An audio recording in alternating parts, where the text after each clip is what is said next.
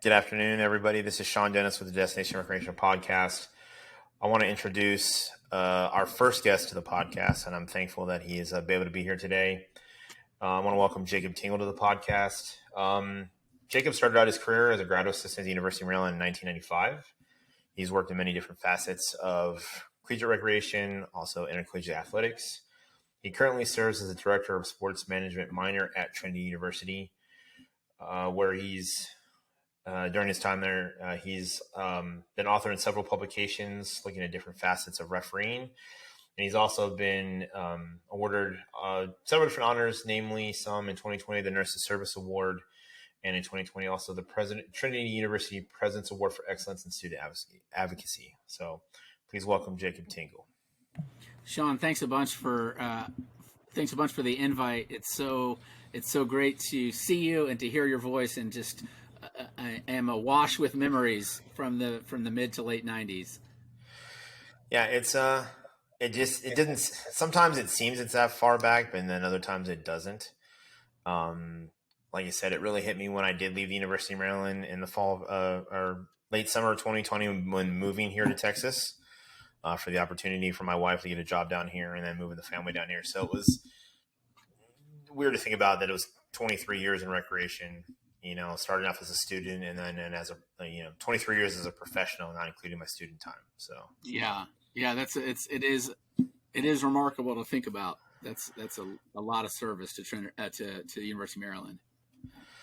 So yeah, I mean, I'd probably still be there if we wouldn't moved. Honestly, I probably would have got my 30 years, retired, and then be doing something else. Who knows? So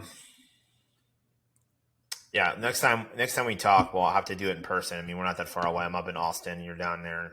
Yeah, no, that we need to meet maybe like in an Austin FC game or something like that. And yeah, that'd be great. I mean, I'm sure there's a lot to see around here. I want to, my family and I have branched out a little bit, taking in some of the caverns, the natural caverns around the area. So it's been interesting, but still want to. I haven't been down to the Riverwalk yet in San Antonio and walked around. I've been to San Antonio for conference, but I haven't had a chance to play tourist yet down there. Yeah, well, when you come down, we'll get you fixed up for sure. Yeah. All right, sounds good. I guess start off the conversation. What originally drew you to getting into recreation back when you're an undergrad at school, and then led you applying to get into the graduate assistant position at UMD? Yeah, it's I don't know how many other people have a similar route in, but my route into campus recreation was through refereeing. I had played as a first year. I had played flag football, intramural flag football. I was on our basketball team. So my freshman year, the only sport I played was flag football, and then my sophomore year there was an opportunity. Sorry, later in my freshman year there was an opportunity to referee intramural basketball. I'd played basketball since I was 4 or 5. As a point guard, I felt like I had a pretty good understanding of how the court operated and where you were supposed to be. And I had been captain of the team for various teams. And so I always had lots of positive interactions with referees. So I had the opportunity to referee an intramural basketball game. And I won't go into a lot of the details, but it was basically the teams were the football team versus the chess club on campus. And it was truly remarkable in every sense. How that game went is exactly whatever you or your listeners have in their mind, that the game would go that way. So my first ever refereeing experience, I had the opportunity to blow my whistle a lot. And realize that, that blowing your whistle or, calling a foul, throwing a flag in football is not a bad thing. It's actually in some ways a lot of ways to kind of maintain order and control. But I really, that first game, I remember it like it was yesterday. And this was, 1992, February 92.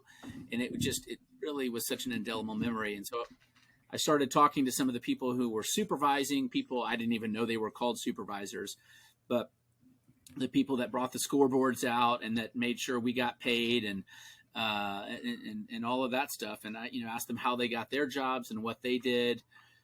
So, my sophomore year, I started officiating every sport. And then my junior year, that's when I moved into working in the office. And then I was, hired as a supervisor, and really loved that aspect of getting, like, I got paid to make sure that other people had a positive leisure experience.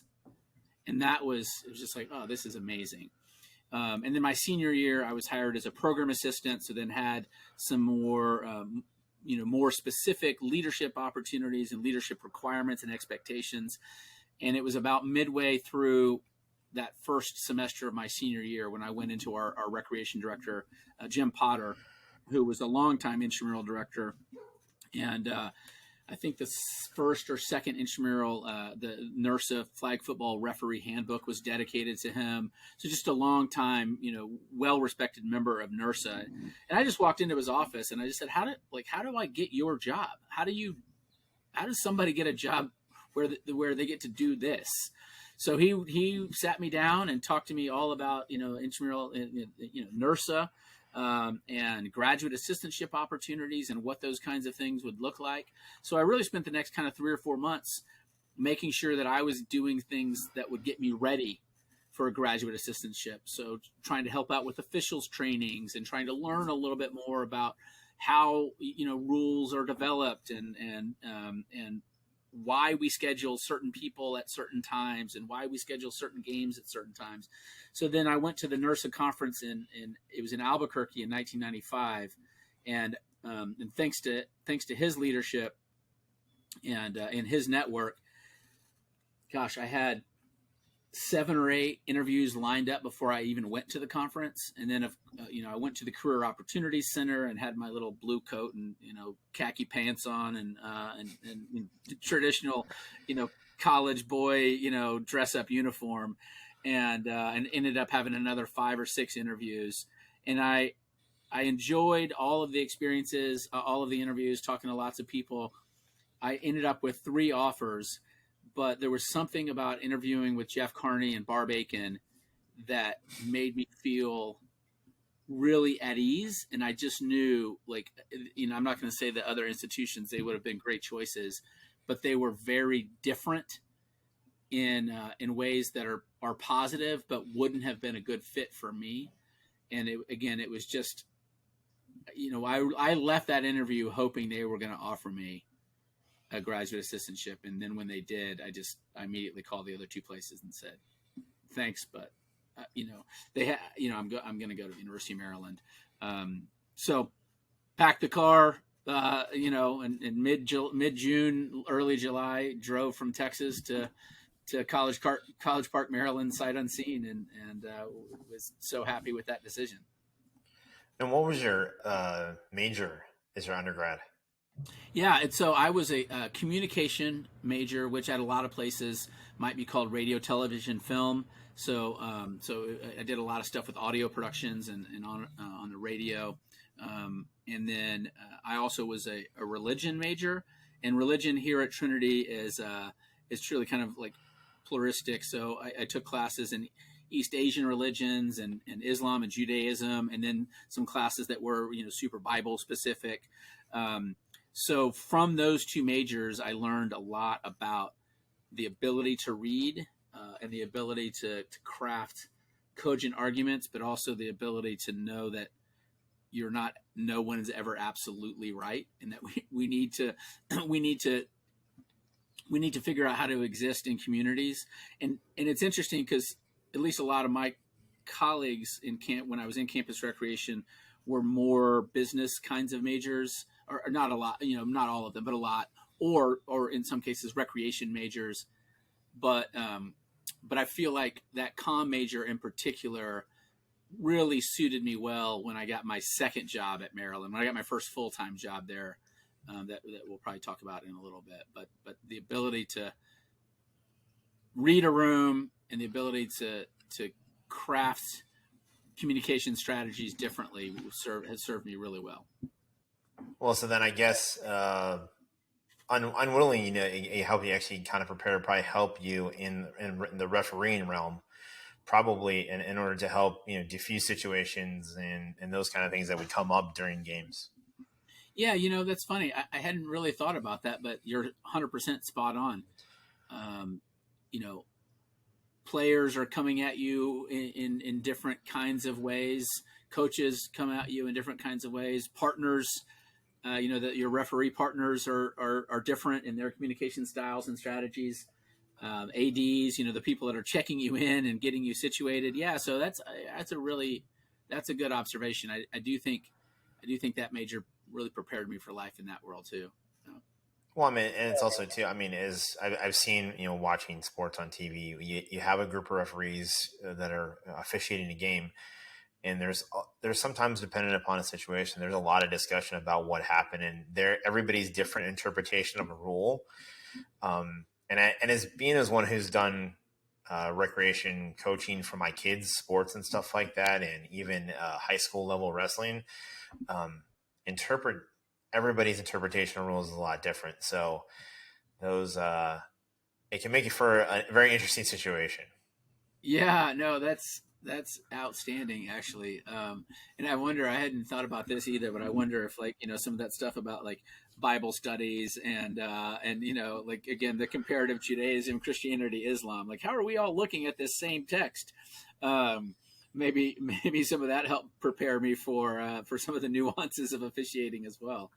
Yeah. Yeah, I mean, I think it did. It just I think you subtly probably brought those skills into it, not knowing it. Just because it just kind of flows and it's easy to do. Yeah, So yeah, that's a good point. so I mean, did you like the full time job you have in charge of student personnel with UMB? Yeah, it was awesome. And so again, my first 2 years there, I was the graduate assistant in intramural sports, and just really fortunate in a lot of ways to work with Jeff Carney and and to think about how do you engage with student personnel, with your student employees in a way that's going to make a difference to them. Because at the end of the day, I don't know what we were making. The student workers at that time were making $7, maybe. I don't even think minimum wage was $7.25 yet. But let's just pretend it was. You're making $7.25 an hour. So the money was meaningful, but also it wasn't going to pay a tuition bill. So the students had to have some reason to want to be there, and to see Jeff and his leadership style and how he influenced people, and Andrea and her leadership style and how she influenced people. In some ways there was some really cool overlap, but then in some ways they were very different. So I got a really good education, I guess kind of an experiential education with respect to having two different kinds of supervisors. And then anyway, so when I was hired as a GA, I think these numbers are right. If they're not, it's super close. I think there were 13 total employees at University of Maryland Campus Recreation. That included the 4 GAs and the admin. So I think there was only 7 or 8 full, quote unquote, full-time staff, at that point. And by the time 1997 rolled around, and then is it the Epley Center? Is that Yeah. right? Yeah, it used to be just called the Campus Recreation Center, but by the time the Epley Center was built, and then the Ritchie Coliseum was renovated, we were up to 32 or 33. So almost a 300% growth in staff in a 2.5 year period. So I had originally, Jeff had moved on and had moved up to Massachusetts at that point. So I had originally applied for, coordinator of intramurals job, and in their infinite wisdom, Barb Aiken and Jay Gilchrist did not give me the job. And, I was obviously really disappointed, but what they told me was that they weren't hiring me for that position because they wanted me to be the first person to create that, that student personnel job. And so in retrospect, it was one of those things that, this is one of the lessons that I try to get across to my students a lot, is sometimes the things that seem like they're disappointing on the surface actually turn out to be the perfect, the perfect thing. I didn't get that job, and Trisha Lasavio did. And she made just all kinds of wonderful changes when she came, and it was just she was a great fit, and became a super important member of the community. And then I got a job that forced me to learn something new, and forced me to learn a whole new way of thinking and a whole new way of doing recreation. So again, it was one of those things. At the surface, I remember when Barb said, "We're not hiring you." And I just was like, what are you talking about? Why? Like, I'm the perfect candidate for this job. And as it turns out, I wasn't the perfect candidate for the job. I was a perfect candidate for another job that, again, had Barb and Jay not made that decision, I think my life would be radically different than it is. So, Okay. yeah. So yeah, and anyway, so I know you asked about that, the personnel, the student personnel job. So when that job did open up and I saw the job description, I was like, oh my God, this is perfect, because I then got to interact with not just students from all over, right? So I was engaged in doing job training and continuing education for lifeguards, for operations staff, for equipment staff, for intramural staff, for the folks working in the weight room, and that was really cool because no day and no group was ever the same. But on top of that, then that meant I got to interact with the coordinators and associate directors and director, the assistant directors in the weight room, in the cardio room, and the member services and operations and lifeguard, the aquatics personnel. So it allowed me, again, somebody that came in pretty much just only knowing anything about intramurals, and then spending 2 years, as an undergrad, and then at 2 years pretty much only knowing anything other than intramurals, right? My engagement with the facilities guys was, hey, we need this facility at this time for this tournament, or is it available, or that kind of stuff. And it was really more kind of transactional. And then it was like, oh my gosh, this whole world of understanding the nuances of what it means to run a recreation program opened up to me. And so at age, I don't know what I was, 24, 25 at that time, I was like, whoa, this is way cooler than intramurals. So I loved the job. And again, from the time I saw the job description, and then for the 3 years that I did that job, it was like every day was awesome. Man, I think it's one of the things too. When I started recreation, I was operations facility. I mean, as a student worker, I did operations, I did facility staff, and I was orientation leader for the fitness center when we required people to take mandatory orientations. Yeah. So I got to work under Barb and that for a little bit of time, because that was her baby. But otherwise I was under Sean and for all the facility stuff, so with that, like, what was it like working for Barb? Because like I said, I only had that. I worked with Barb. I never got to be supervised by her, and so yeah. I've heard several different takes on it from people. Yeah, her style vastly different from Andrea's. Yeah. Style of leadership, and so I'm just curious what it was like working for Barb. I mean, it was great, and again, one of the things for me that, in some ways, like, she was the perfect supervisor for me at that time in my life.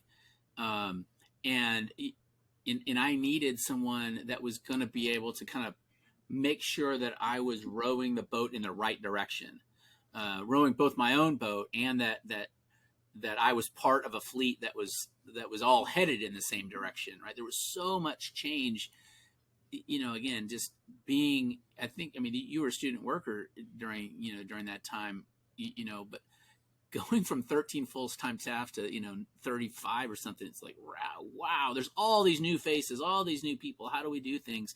And so for me, Barb anchored and gave me a lot of stability, but she also taught me a ton about professionalism. And I remember, I might have, this is not an exact quote, but this is kind of how I remember it. and I just talked about this in my leadership class the other day. I said, she came into that first meeting. She said, here's what's going to happen for the first 6 months. If you're sending an email, if you're sending, back when we actually used to write memos and faxes and those kinds of things, if you're sending something that is going outside the department, not just outside the university, but if I was sending something to dining services, if I was sending something to, Greek council or anything, she said, I'm gonna review it. A lot of the job, especially initially, was ramping up from going from 120 or so student employees to 700 student employees. So a lot of the job was advertising, and then how do you get the word out and communicating with lots of kind of external groups on campus. And she said, I just expect that for the first 6 months. And again, a little bit frustrating, a little bit like, what? Come on, I've worked here for a couple of years. I know how to write an email, or I know how to send a memo, but also, part of the job was, again, these flyers. I also was we created, I created the first ever campus recreation newsletter. So, the complexities of writing for that, putting all that, the layout, all that kind of stuff together.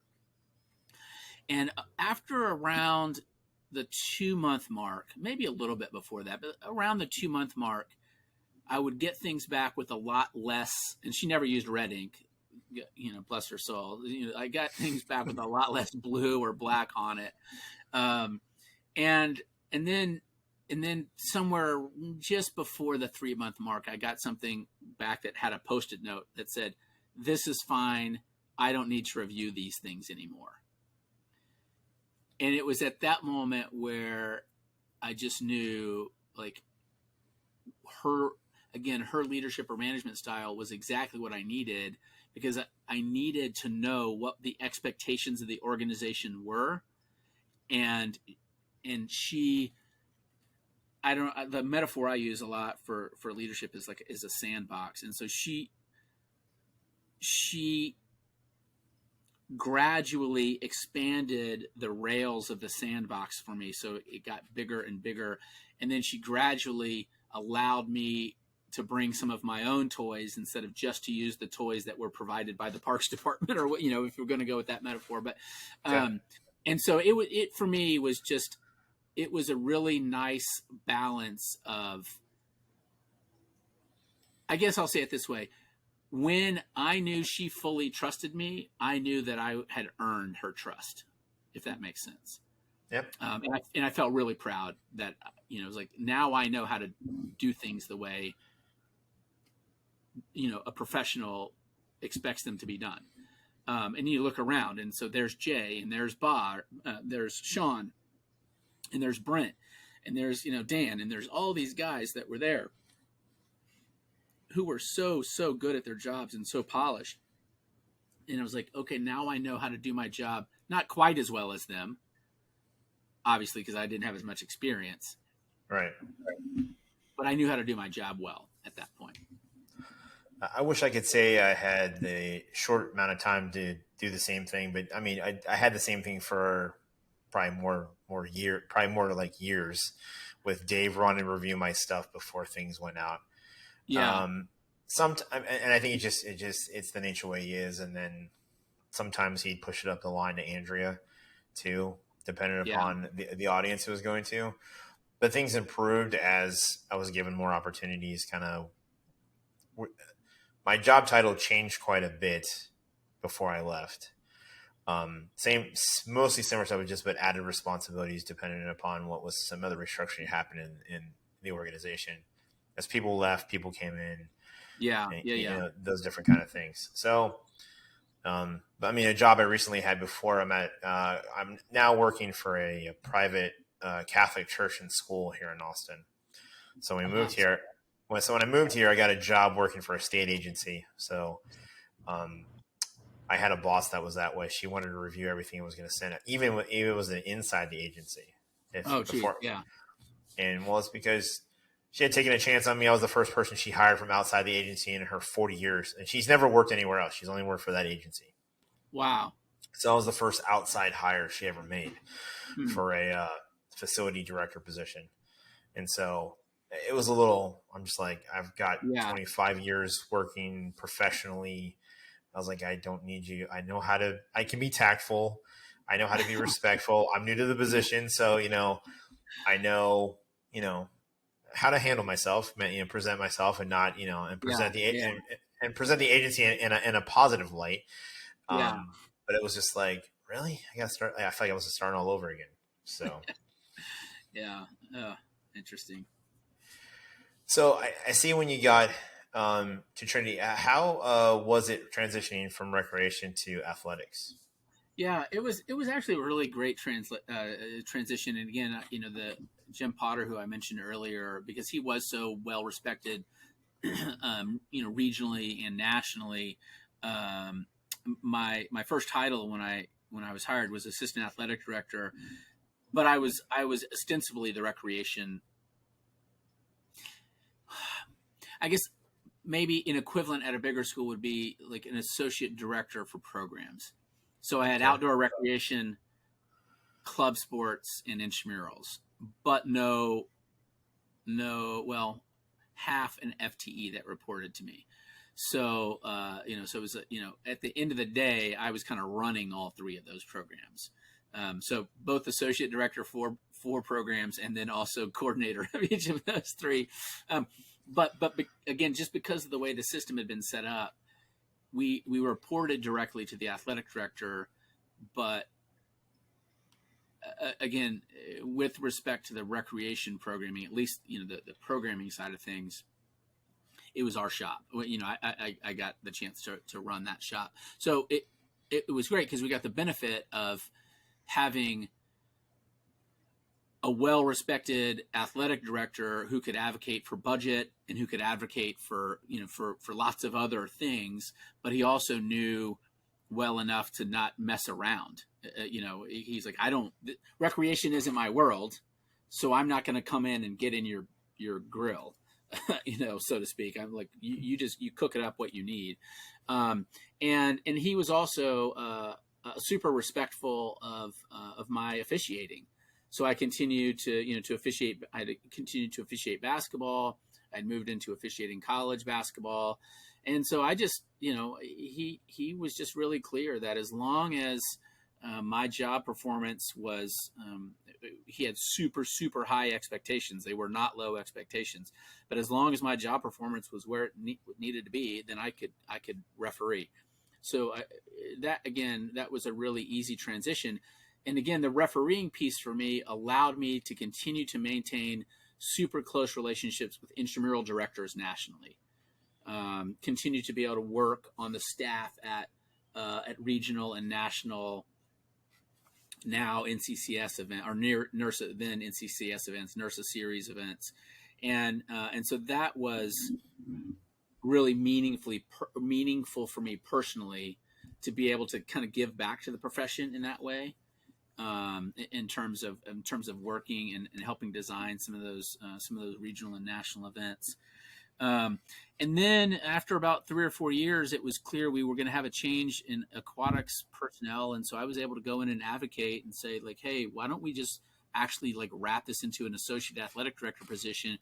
And at that point, then it really became more of a campus recreation director position. So facilities, aquatics, and then all of the programming fell under my umbrella at that point. And then of course I had, I'm not going to run all of those things. So then, there were then four full-time employees that kind of fell under at that point. And that point felt really, really good, but also that's where I moved a little bit more into the athletics side of things, because he needed me to be in some budget meetings. And when we hosted NCAA events, because facilities fell under my purview, I needed to be in some more NCAA meetings with NCAA staff and coaches from other teams. And again, because we had, because we were, it was recreation facilities were co-used, on game day when a visiting football team came in, or visiting volleyball or basketball, softball, baseball, whatever the sport, if you're the facilities guy, it's either you or your designee who is making sure the bus knows where to park, making sure they know where the locker rooms are. So at that point, it became a lot more kind of a crossover of doing more with the college sports side of things, which kind of changed a little bit of the trajectory for me. Cool. I mean, overall, it was a positive experience. So, I mean, Yeah, no, it was awesome, and again, it was just one of those. I don't know, similar to the student personnel job at Maryland. I had been for a few years. I'd been teaching a sports officiating class in our physical education program at Trinity, and right as I was finishing up my doctorate, I was going to school at UTSA, University of Texas San Antonio, here in town, taking I guess 2 classes a semester, night classes, and then a lot classes during the summer. But when I was finishing up my doctorate, the PE department chair was going to retire, so the position is now called provost. Then it was our chief academic officer, but our then chief academic officer appointed me as interim department chair for physical education. And then I was able to take all the stuff that I'd been learning about actually managing sport and actually, managing recreation people and facilities and programs, and created our sport management program. And once the curriculum council here at Trinity approved our sport management program, that's when I knew I was then moving full time to the faculty. So that's when I, kind of put in my resignation, so to speak, in terms of the athletics, but also the campus recreation world.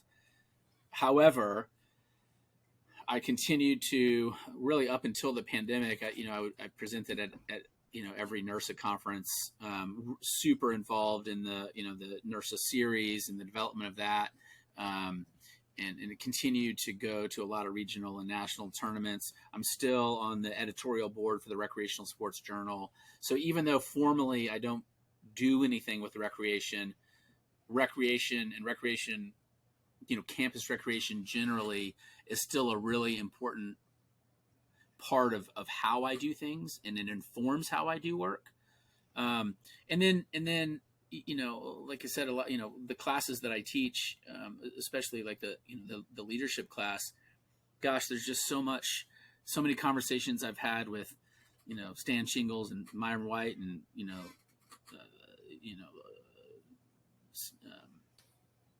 Vicky High Street and all of these people who have been, Stan Campbell, have been outstanding leaders in NERSA, at the national level, and were for a long, long time. And especially when I was designing some of those classes, bouncing some readings off of them, bouncing some syllabus ideas off of them.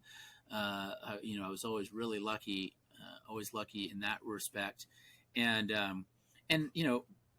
you mentioned it in the intro, not all of my research, but much of my research focuses in and around retention and kind of sense of community for sports officials. Not just referees. We've done other sports as well. So, there's just a direct line from, literally the research project I'm working on right now, which is exploring the experiences of LGBTQ sports officials. There's a straight line back to February 1992 in campus recreation. That literally informs everything I do today. So I'm no longer formally in campus recreation, but quite frankly, I can't imagine I wouldn't be as good as my job if I had just gone straight to grad school and become a professor. Working for those 14 years in campus recreation and in recreational sports athletics is just a massive shape for how I do all of my work today, especially how I engage with students or try to engage with students. So is that what your original plan was, to get into as a professor at the college level? Is that what the original intent was as an undergrad in college? No, not at all. My intent was to like become Jay Gilchrist or whatever the equivalent at whatever school. I wanted to work in campus recreation. I wanted to referee basketball, um, and just again. I think the big lesson I learned from Jay and Bart with that job is you never know what doors are going to open up for you. Um, and because I was a sports official, that's when the PE department chair said, you should come teach our sports officiating class. And I said, okay, I need the syllabus. He said, oh, you have to design it. So, so that was like, okay, now I have to, how do you do that? So, reached out to all kinds of people. And then after that, for a couple of years, like, oh, I kind of like this. So that's when I started my PhD program. And even then, though, I thought my route was going to be in student affairs, that I was going to, kind of work my way up and eventually, end up, the dream was I read my application essay for my doctoral program the other day, and it was, it was all set up. I wanted to be a vice president of student affairs. That's what I wanted to do. And a big part of the reason was because campus recreation was important, and I wanted to make sure that campus recreation departments were, I don't know, were well resourced and were, and that they had someone that advocated for them, because you've been at other places, Maryland. I think we were always lucky, but you talk to colleagues at other places, and if their VP didn't know anything about campus recreation, they just, every day was a fight. So I wanted to be that kind of person, that I was gonna fight for campus recreation anyway. And so then when I was nearing the end of my doctoral program, I was like, oh, this research thing is actually fun. So it's just this, like one opportunity, kind of saying yes to one opportunity led to another opportunity. And then some other person asked a question, and without knowing, how I was going to do it, I said yes. And then I said yes. And so then I end up in 2009 as a college professor. Yeah. So, yeah. I feel I had some, I guess, similar things with saying yes to opportunities while I was at Maryland. Because again, when I left Maryland in 2020 to move here to Texas, I was just like, I didn't think I was going to miss working in recreation as much as I did. And I was like, I was looking for, I was looking at colleges, like, was UT hiring? I was looking to see what any close schools that's reasonable. I mean, I was already used to driving over an hour from Baltimore to College Park every day. So I was like, a community doesn't bother me. Like, I've done it the last 23 years, so it's not going to kill me if I got to commute somewhere to.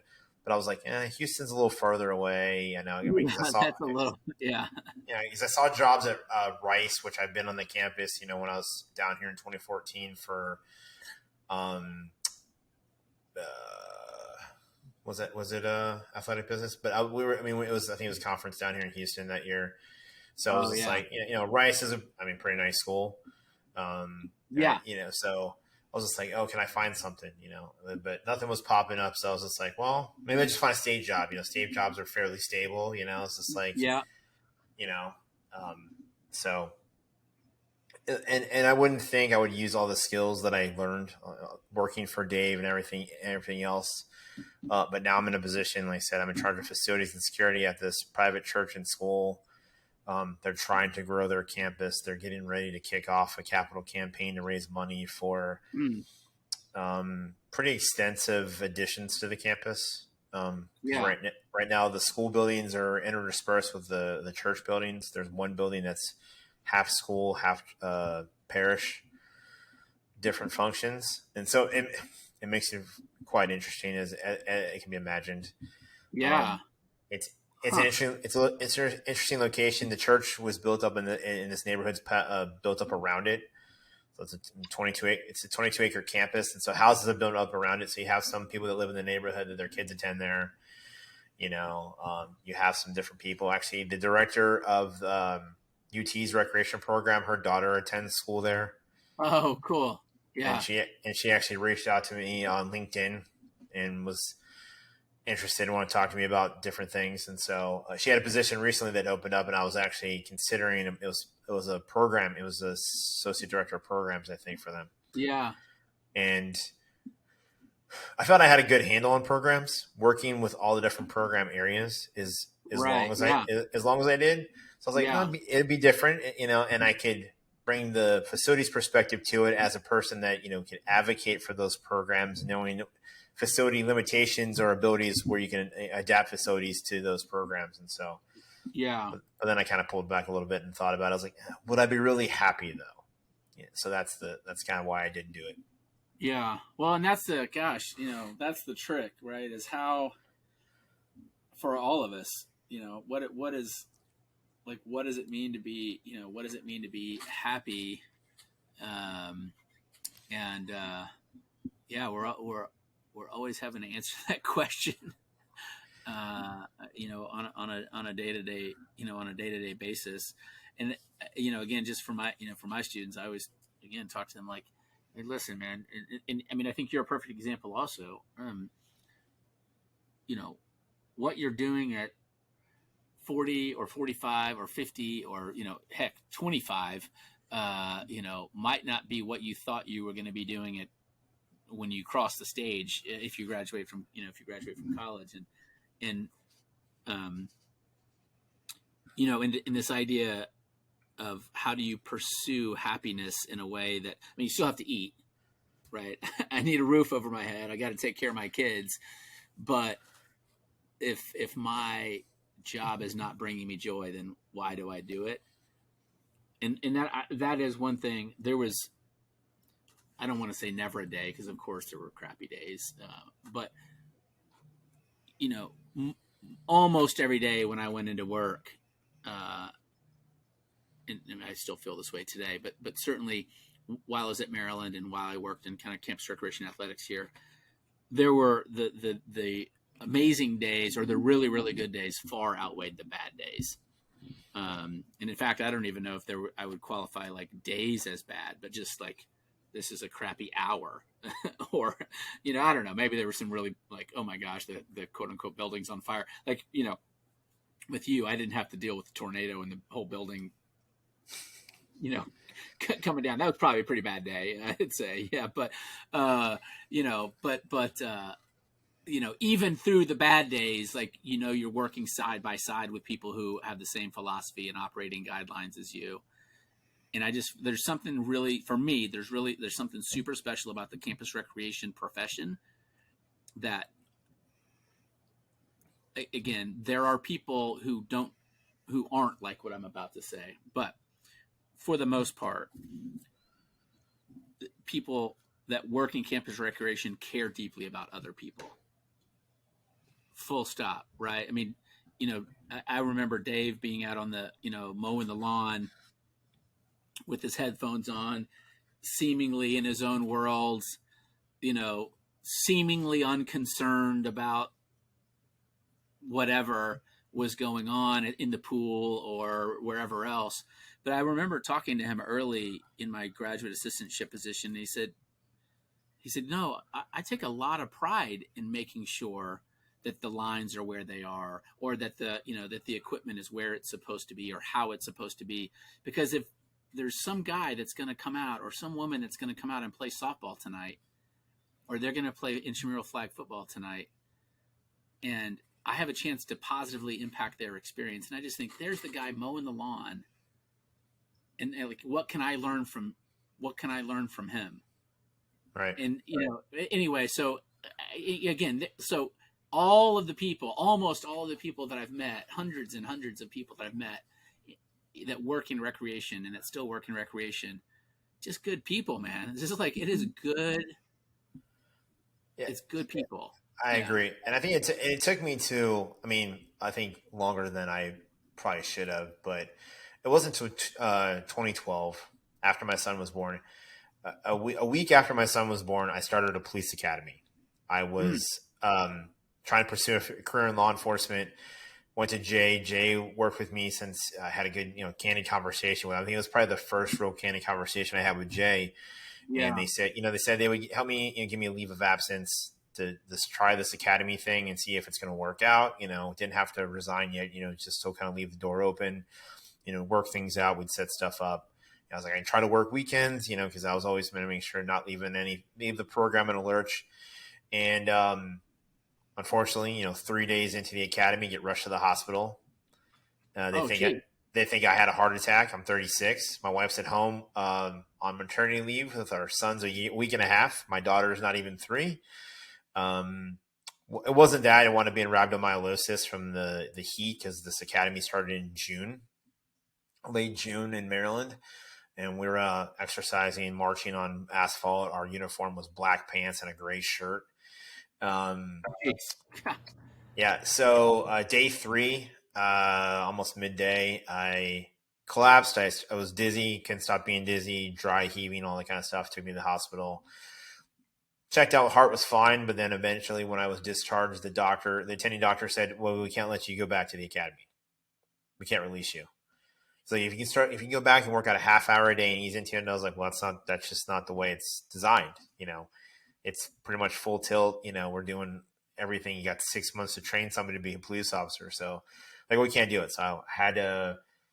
It was a year-long process for that. When I filled out the application to the day I started the academy, it was a full year. Said my wife getting pregnant with our son wasn't kind of planned; it just sort of happened in the process. So it wasn't like, otherwise I definitely wouldn't have planned it that way. Um, uh, but so then it made me sit back and think. It was just like, well, maybe this law enforcement thing's not Yeah. where I'm supposed to be. So I made plans, returned to work, and I think that was where it was a shift me mentally and really embracing recreation and the profession. And that Yeah. I so far was just like, no, this is just a job. I'm here to collect a paycheck, you know, get vested time so my kids can get some college out of this. Yeah. It's great flexibility to do stuff, helped me get my bachelor's degree. And, so then that's when I started buckling down and really taking advantages of our professional development and going to conferences, and became less of a hermit at the conferences, really started networking and talking to other facilities people and projects, and gaining that network of people that I could call and reach out to. Um, Yeah. it was totally different. And I think it changed my mindset at work. So I kind of was pretty a gruff person most days, but um, I just think it was just didn't want to deal with a lot of the BS that sometimes comes day to day, especially on the facility side of things. Yeah. Yeah. Um, Yeah. but I think it changed my outlook. It changed my approach to training students. Feeling more empowered to train staff around me that worked with that believe that I didn't need to protect aspects of my job. I was afraid that somebody was going to take my job, Yeah. and so that I could feel comfortable to go on vacation. So now that I have a, 2 kids, if I got to call off because the kids are sick or something like that, knowing that stuff can get done, and so I'm thankful for it. Like I said, it did, again, one of those things, and I never would have thought about it. High school, my whole plan was to go to the Naval Academy, you know, Yeah. Yeah. Yeah. didn't get in. So I went to college and just who thought, starting a job, working for Sean Flynn, saying, here's a book, fix this treadmill, would lead to the career that I've had and where I'm at Yeah. now. And so, Awesome. it's one of those, it's one of those crazy things so I value the time immensely. All the people that I've met, there are some Yeah. people didn't really get along with, but it's to be expected. But I mean, like you said, though, I mean, it's a great community of people, solid people, especially when you separate the workday from personal time. When we had the opportunities to really engage with people, Yeah. because helping people, I've helped people move. I helped when Carrie Tupper had a house and she turned her basement into an apartment, rented out. Jeez. I was over there doing work, helping her put up fence, remodeling, putting in kitchen cabinets in the basement and stuff like that. Yeah.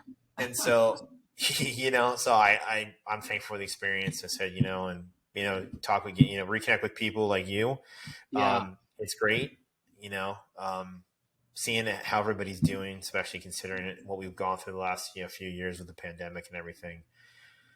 And so, Yeah. It is interesting you say that. Is this idea? I think of like intentionally, thinking about how to like intentionally reconnect with people is yeah, I think it's really important, and I'm so glad that you reached out and that we were able to have this conversation, man. It's just it's not every day that we, at least for me, it's not every day that we stop and think about kind of with this level of reflection and introspection about like, why are you the way you are, or why are you where you are? And I mean, that time at University of Maryland was so instrumental for me in so many different ways.